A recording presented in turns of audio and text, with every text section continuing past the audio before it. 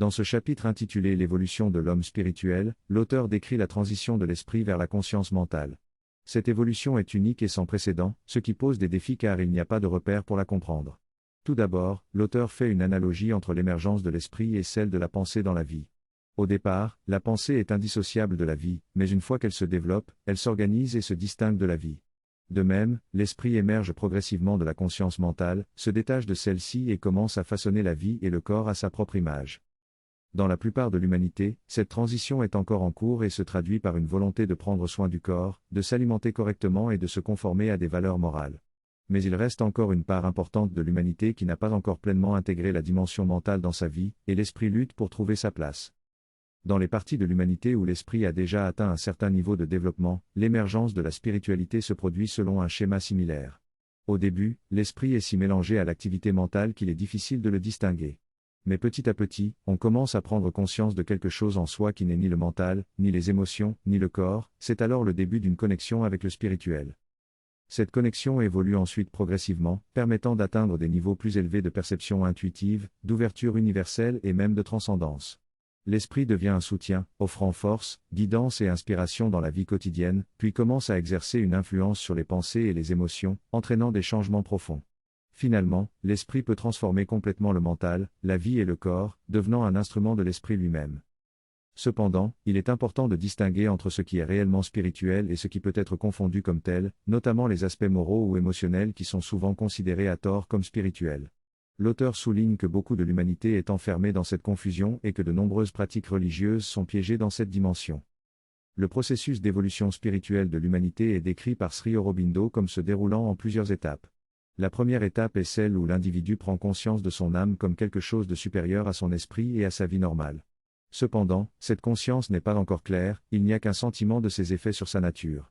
Chaque individu, même ceux qui sont déjà engagés dans un chemin spirituel, passe par ces étapes. La deuxième étape est marquée par le fait que l'influence spirituelle est ressentie de manière occasionnelle, sans être évidente à l'esprit.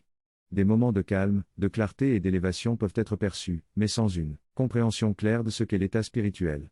Ensuite, ces effets prennent une forme mentale ou une forme de vie, mais sans une distinction ferme et durable. Il peut y avoir des confusions entre les aspirations mentales, les désirs vitaux et la perception de l'âme. Cette confusion se manifeste également dans la confusion entre l'ego séparatif et le véritable soi, qui est à la fois universel et individuel. Il est important de reconnaître ces étapes et de les différencier les unes des autres. Dans ce texte, l'auteur parle de différentes perceptions erronées de la spiritualité. Il décrit 3 grandes catégories de mélange, avec des facettes plus fines dans chaque catégorie. La première catégorie est celle des effets psychiques, avec une pression provenant de l'intérieur de l'individu. Il explique qu'il peut y avoir un mélange de ces effets sur les parties mentales et vitales, ce qui peut donner une sensation de bonheur et de joie temporaire, mais qui n'est pas véritablement lié à l'âme. L'auteur partage une expérience où il a remarqué que des séances de partage et de prières spirituelles peuvent parfois provoquer cette euphorie, mais sans véritable transformation intérieure. Il souligne qu'il est facile de confondre ces moments de bonheur émotionnel avec une expérience spirituelle profonde, mais que cela ne dure souvent que quelques mois avant de disparaître. Il donne également l'exemple d'une prière en famille qui était initialement empreinte d'une concentration et d'une aspiration spirituelle, mais qui est rapidement devenue une excitation vitale avec des applaudissements et des mouvements du corps. Selon lui, ces expressions vitales peuvent masquer la véritable aspiration spirituelle qui essaie de se manifester. Ainsi, l'auteur met en garde contre la confusion entre ces moments de bonheur émotionnel et l'émergence de l'âme. Il suggère que la vraie spiritualité va au-delà de ces réactions éphémères et nécessite un véritable engagement et une transformation de la conscience. Je me demandais pourquoi avez-vous besoin de quelque chose d'aussi laid, grossier et fort, mais j'ai vite compris la raison. Ce qui s'est passé par la suite était laid. Nous sommes allés pour le darshan officiel, l'endroit était plein, mais en tant que membre du groupe spécial, nous avons été autorisés à nous tenir devant. Alors que les gens chantaient, les portes du temple se sont ouvertes et derrière, le sanctuaire a été exposé. Il y a eu une énorme foule, plusieurs centaines de personnes se poussant les unes contre les autres, poussant contre la barrière en acier. On pouvait voir l'acier se plier, et il y avait des cris et des hurlements. J'étais curieux de voir la forme de l'idole, alors je me suis levé. La femme derrière moi m'a poussé violemment, elle s'est accrochée à moi et m'a tiré vers le bas. C'était laid et grossier, mais les barrières en acier servaient à contenir cette foule. À l'intérieur, il y avait une présence très belle, mais à l'extérieur, les comportements étaient cruels et inhumains. Cette contradiction ne m'a jamais quitté et cela m'a laissé un goût amer. Malheureusement, cela est célébré comme une ferveur religieuse et quand on questionne son utilité pour les gens, cela me préoccupe depuis longtemps. Cela est seulement considéré comme une phase préparatoire initiale, qui aide à purifier ou à élever les émotions. Mais il n'y avait rien de purifiant dans le comportement que j'ai décrit. Certaines personnes confondent cette formation mixte d'aspiration mentale et de désirs vitaux avec l'âme. Ils diront des choses comme mon âme se sent si comblée, si heureuse quand je vais à cet endroit ou que je fais ce rituel. C'est une erreur, tout comme confondre l'ego séparatif avec le vrai soi qui est à la fois universel et individuel dans son essence. J'ai réalisé cela à travers certaines expériences avec des groupes qui ne possédaient pas de fond spirituel fort ou certaines cultures qui n'avaient rien à voir avec la spiritualité. Il m'a fallu du temps pour comprendre qu'ils considéraient leur ego comme leur vrai soi. Une fois que j'ai fait cette distinction entre l'ego et l'âme ou le vrai soi, j'ai commencé à expliquer la différence. Mais la première identification du vrai soi est souvent basée sur cette conscience d'observation de soi, parfois une conscience mentale ou simplement un sentiment de l'ego. Il m'a fallu un moment pour comprendre cette distinction, car l'éducation moderne est si matérialiste et met en avant l'ego comme étant le vrai soi. Tout est organisé autour de l'accomplissement de l'ego et fait de la volonté personnelle de l'ego le facteur le plus important de votre éducation. Par exemple, en France, l'objectif de l'éducation est de t'apprendre à t'affirmer et à affirmer ton ego. Donc lorsque tu pratiques une discipline spirituelle qui nécessite de se donner ou de s'ouvrir à quelque chose de plus élevé, cela peut sembler étrange et inapproprié. Ou si tu fais l'expérience spontanée d'un sens plus profond de toi-même ou de la présence intérieure de l'âme, tu peux penser qu'il y a quelque chose qui ne va pas dans toi et que tu as besoin de consulter un psychiatre. Au lieu de reconnaître la valeur spirituelle de cette expérience, tu essaies de l'ignorer.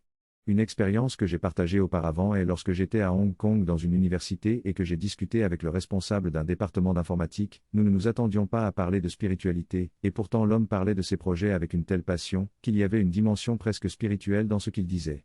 Je sentais cette vibration en le regardant et je me demandais d'où cela venait. Quelle est ta pratique? Est-ce qu'il y a une tradition philosophique? Est-ce que tu suis une religion?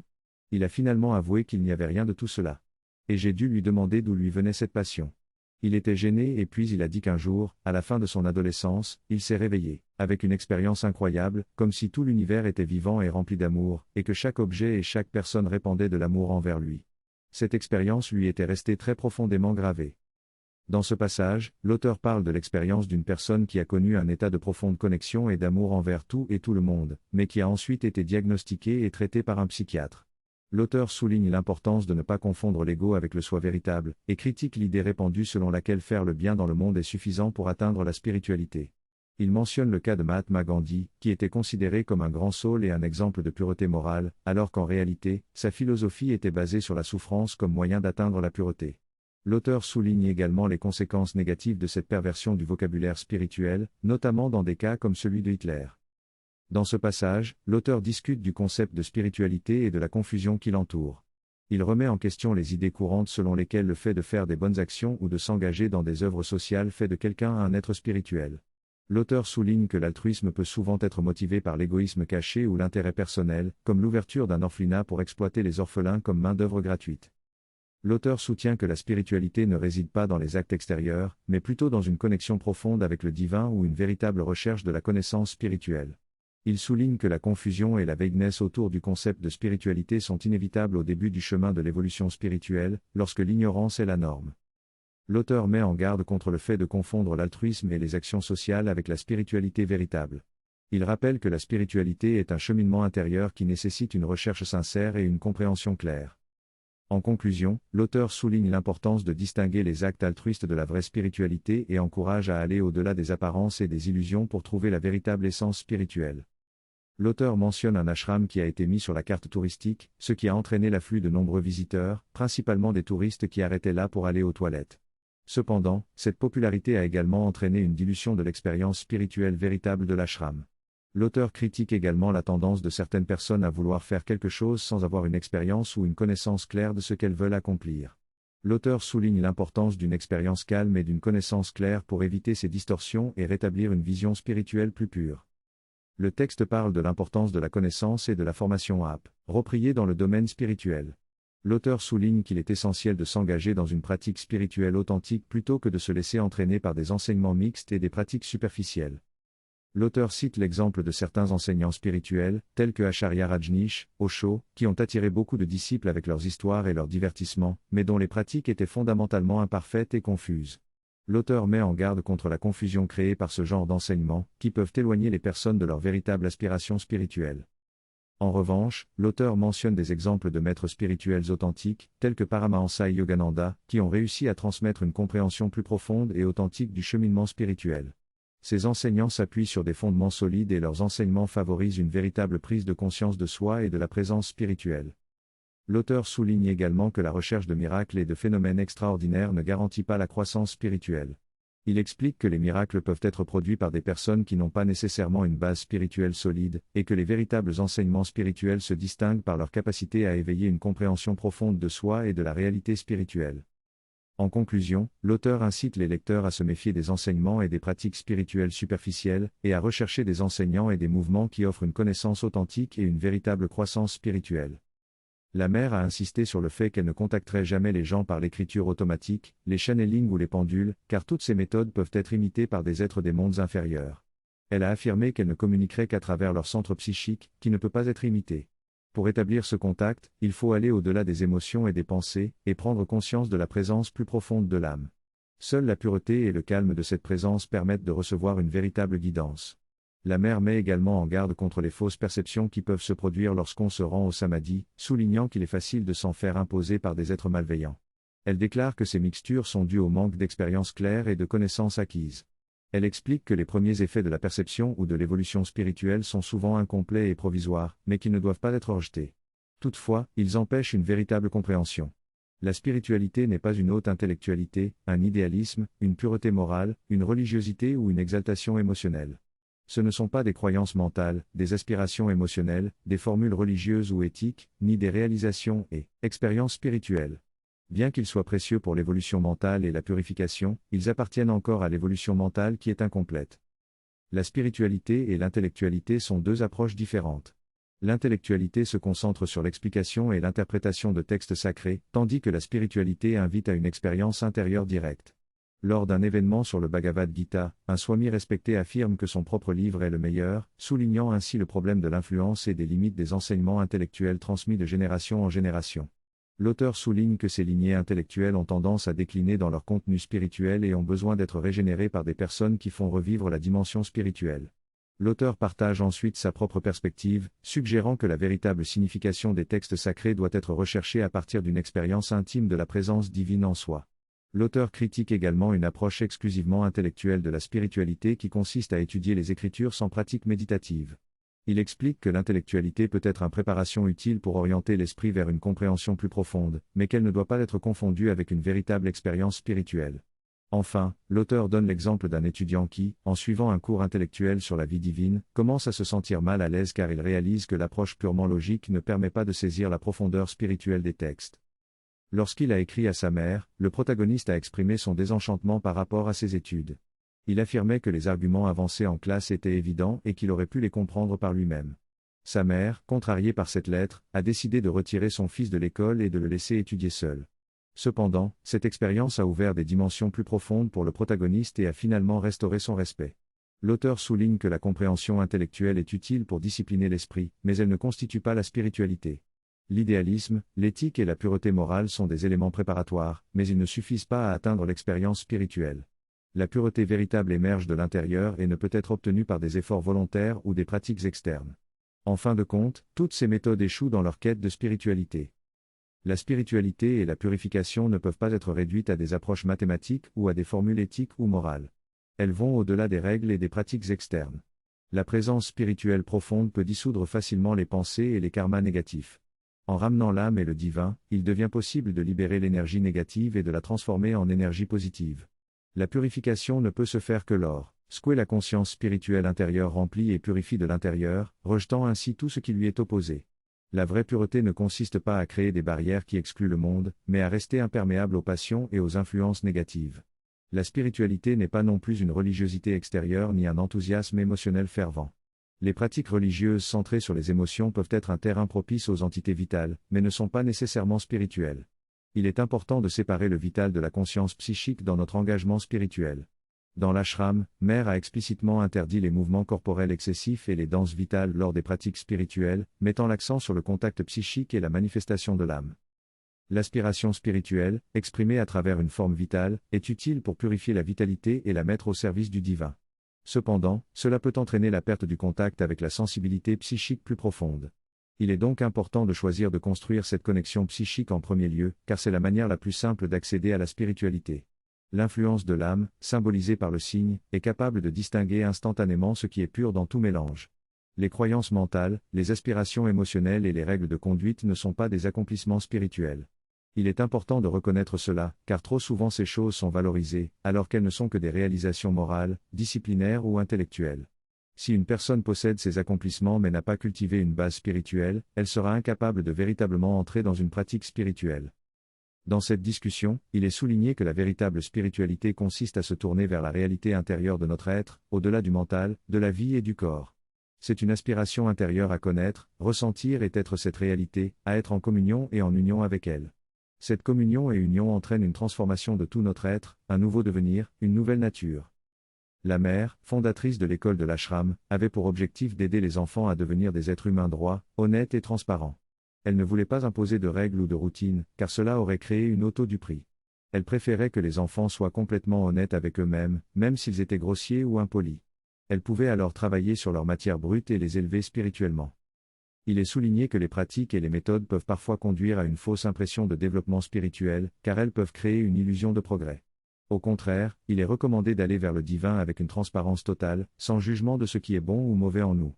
En nous ouvrant à la présence, à la lumière, et à la force divine, nous pouvons être transformés et remplis de son amour. Il est également précisé que les disciplines mentales et les mouvements préparatoires sont importants pour la discipline, la purification et la formation de la nature, mais ils appartiennent encore à l'évolution mentale. La spiritualité va au-delà de cela, c'est un éveil à la réalité intérieure et une transformation de tout notre être. La prochaine fois, l'auteur proposera une étude plus approfondie de chaque étape de ce processus spirituel et comment elles peuvent être cultivées et nourries dans notre vie quotidienne. Peu importe le processus, il peut commencer et, à mesure qu'il se met en marche, il conduit à une plus grande clarté, pureté et éveil de l'expérience.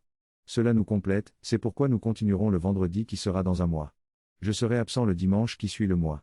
La prochaine classe de synthèse du yoga aura lieu le 26 juillet et cette vie divine aura lieu le 28 juillet. Pour ceux d'entre vous qui sont intéressés, vous êtes les bienvenus les dimanches. Nous aurons une vidéo d'autres conférences afin de maintenir la concentration et l'ambiance de l'étude, car ces études sont extrêmement utiles non seulement pour notre compréhension plus profonde, mais aussi pour l'élévation de la conscience qu'elles nous apportent. Elles touchent non seulement l'esprit, le cœur et nos sens, mais plus important encore, elles éveillent une perception intuitive plus profonde, une partie de nous qui reconnaît sa vérité et sa réalité plus profonde. En s'alignant sur elle, cela devient le point de contact à travers lequel l'expérience commence à émerger et à grandir. Il y a peu de l'humanité qui cherche véritablement une vie spirituelle. Une grande partie de ceux qui cherchent une vie religieuse ne cherchent pas le spirituel, mais le contact avec le spirituel dans leur religiosité ou dans leur aspiration intellectuelle ou curiosité. Ce dont ils ont besoin, c'est juste un peu et Aurobindo utilise le mot un modicum, une petite quantité, ils l'obtiennent et ils se sentent bien. Mais quand vient le moment où ce modicum ne suffit plus et où l'on souhaite aller plus en profondeur, il faut alors reconnaître ce qui n'est pas suffisant et ce qu'est la véritable spiritualité, puis commencer ce processus. C'est pourquoi ce texte est si important pour nous aider à reconnaître consciemment la distinction et à entrer pleinement avec une dévotion totale dans l'éveil spirituel si nous nous sentons appelés à le faire. Lorsque les gens venaient à l'ashram en disant à la mère, « Maintenant, je suis en retraite de la vie et je veux rejoindre l'ashram », ou quand quelqu'un venait en disant, « J'en ai assez de ma vie, je suis dégoûté », elle disait que ce n'est pas ici que tu dois venir, tu vas quelque part ailleurs où la paix est le but. Elle disait que le but ici est le travail et si tu es prêt à travailler dur, alors tu viens ici. Bien sûr, beaucoup n'étaient pas heureux, mais, le travail ici n'est pas seulement un travail physique, il peut aussi devenir une partie de la consécration, une partie de la sadhana. C'est le travail intérieur de devenir conscient, de travailler sur soi et d'ouvrir tout notre être à la divine Shakti, et cela demande une immense demande parce que cela exige une honnêteté totale envers soi-même, sans se tromper soi-même et une sincérité totale. Et cela n'est pas du tout confortable lorsque l'on regarde en soi et l'on voit tout ce qui est la nature humaine normale, cela peut être décourageant facilement. Mais si l'on reconnaît que ce n'est pas notre effort qui nous libérera de cela, mais la divine Shakti qui travaille en nous et si nous nous donnons à elle comme un enfant, alors ce qui semblait être un effort si difficile devient maintenant quelque chose de si simple, si direct et si joyeusement facile. Oui, on fait un effort, mais la joie de le faire rend l'effort si facile qu'il semble presque sans effort. C'est ainsi que nous nous orienterons consciemment et nous pouvons méditer là-dessus pendant quelques minutes.